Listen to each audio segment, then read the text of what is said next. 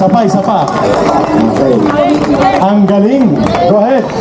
Paglayo sa bagis ng iyong paghayo, ang pangako na walang hanggang bukas.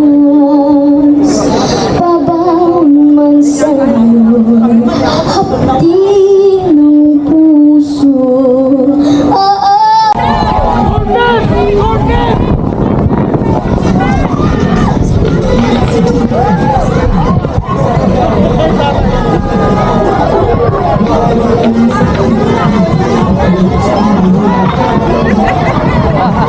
Sigaw natin content. Masaya yan, masaya yan, masaya. Pag sigaw nila na content, sigaw natin content. Sigaw yan,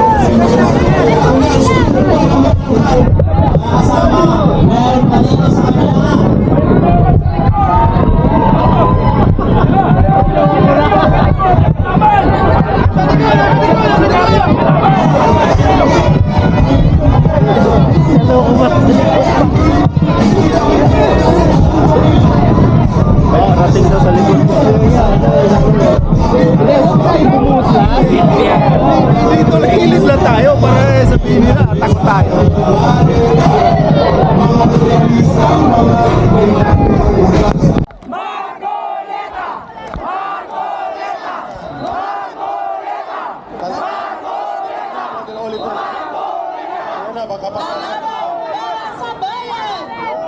Hindi makaabot na microphone. Hindi makaabot.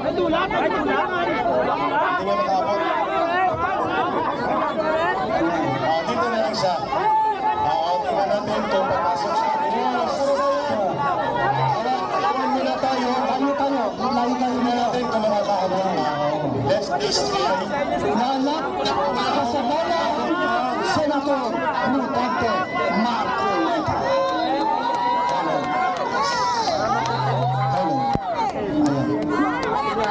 Okay, let's start. Yan. Aabot. Mga kababayan, subukan natin magbuhat kahit 5 minuto ng pahayag kay Senator Marcoleta. Hindi na yata aabot. Wala na. Abin na lang siya sa dulo. Sorry. Wala na, hindi na.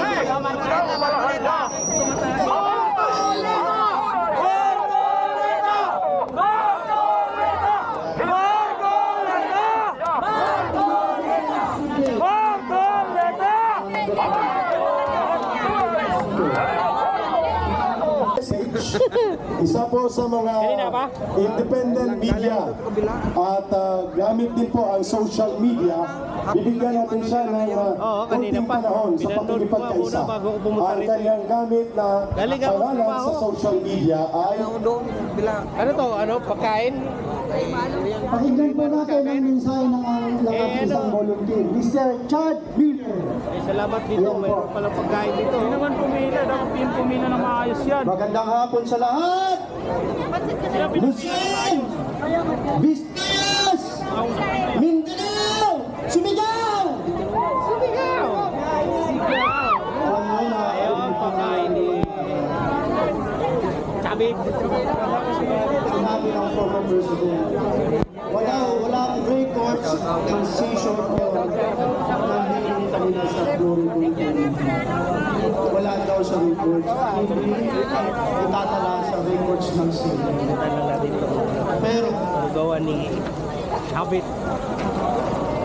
Happy life. almost 1 trillion ang kinay ng mga kurako. Hindi na namin kailangan ang records ng Senate.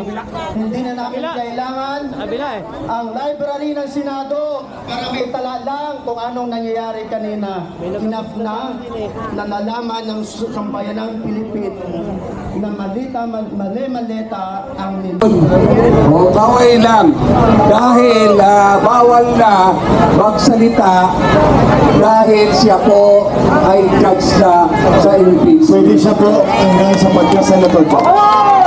Thank you. Atras po, atras. Atras po tayo. Alam niyo po, wala tayong pupuntahan na maayos kung wala nakikinig sa instruction.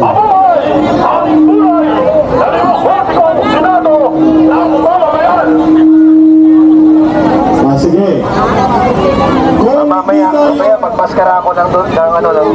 Kung hindi po tayo, pwede ba dito na lang? Para isa lang po ang instructions. Okay. Ito ha.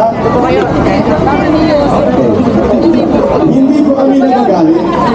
Kailangan lang natin maging orderly.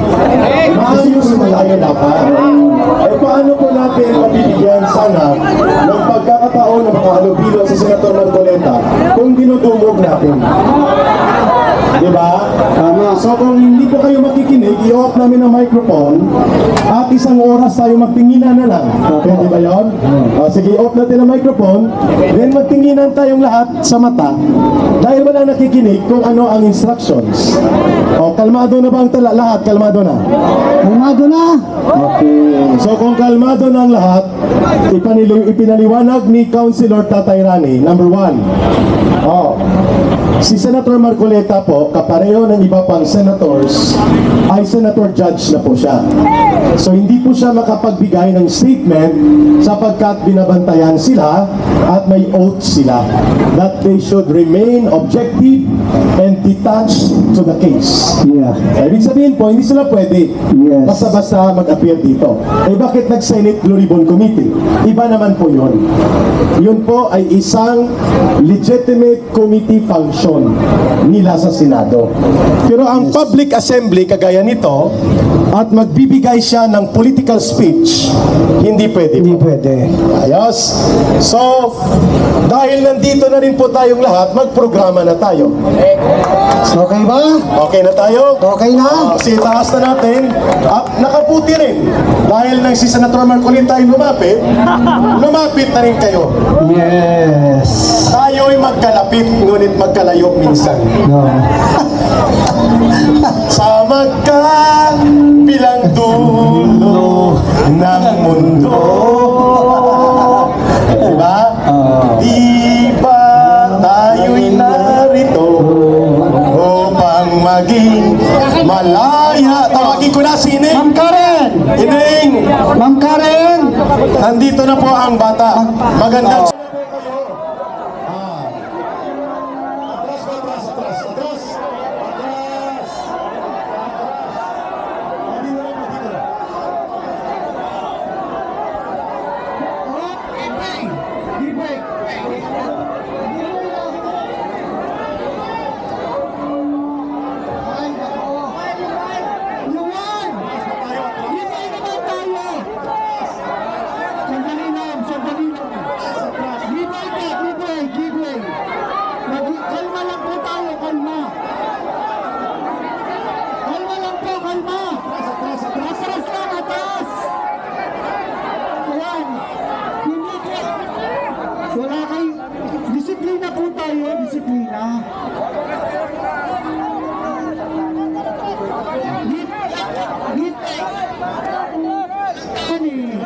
muna, break.